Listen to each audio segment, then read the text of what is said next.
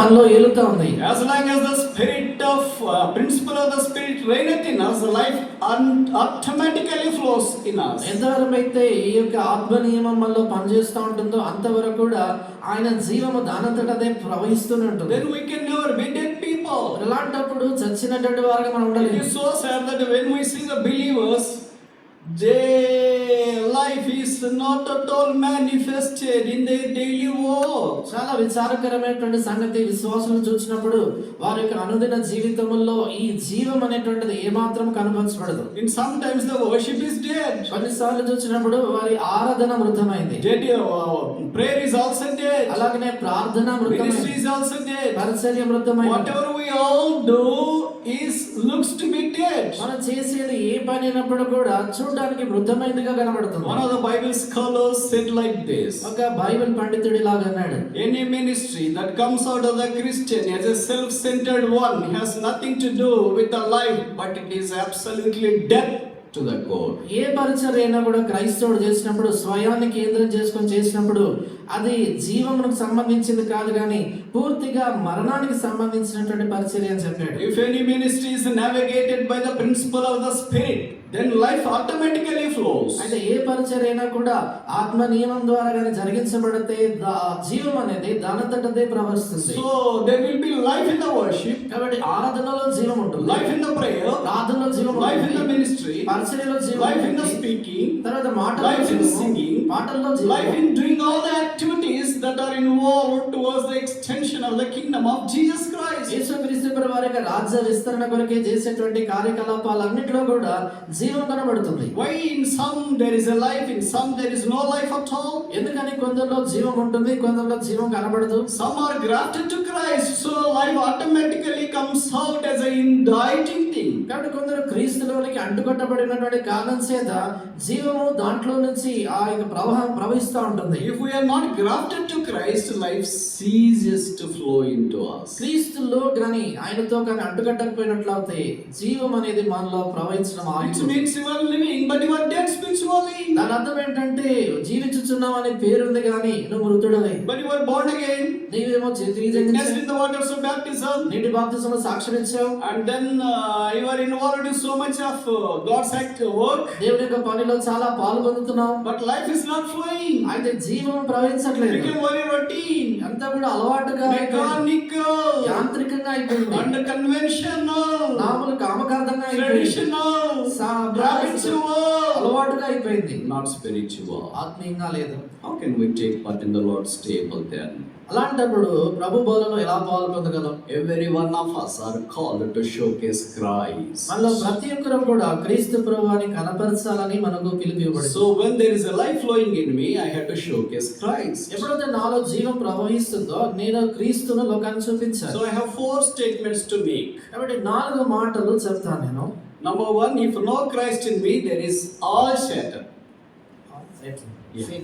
నాలో మొట్టమొదటిది నాలో క్రీస్తు లేనట్లయితే పూర్తిగా సాతానే ఉంటాడు. If there is some Christ in me, there is more Satan.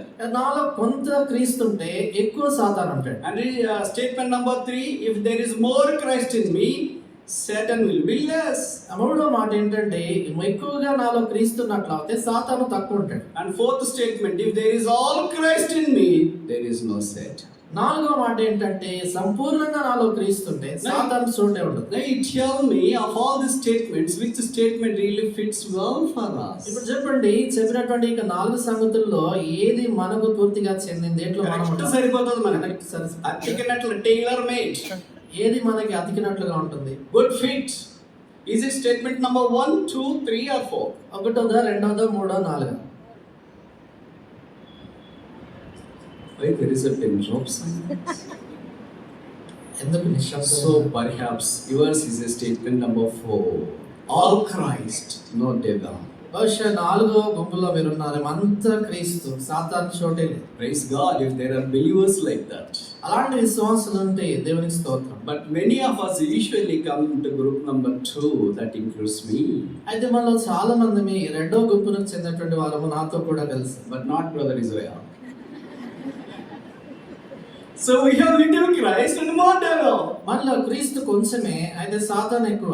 Maybe Christ on Sundays and rest of the days not Christ. ఒకవేళ ఆదివారం మాత్రమే క్రీస్తు, మిగిలినటువంటి దినాల్లో క్రీస్తు లేడు. Then how can we take part in the Lord's table worthily? మరి అలాంటప్పుడు ప్రభు బలలో యోగ్యంగా ఎలా The పాల్గొంటాం? purpose of Christ is not fulfilled, accomplished in our lives. యేసు వారి యొక్క ఉద్దేశము ఆ రీతిగా ఉన్నట్లయితే మన జీవితం నెరవేర్చబడదు. He set the table in order to make his life flow through the church. ఆయన బలని ఎందుకు ఏర్పాటు చేశాడంటే సంఘము ద్వారా ఆయన జీవము ప్రవహించాలని. He can bypass all the church and all the believers and still make the life flow to the world. కాబట్టి చూడండి సంఘము Okay, sorry.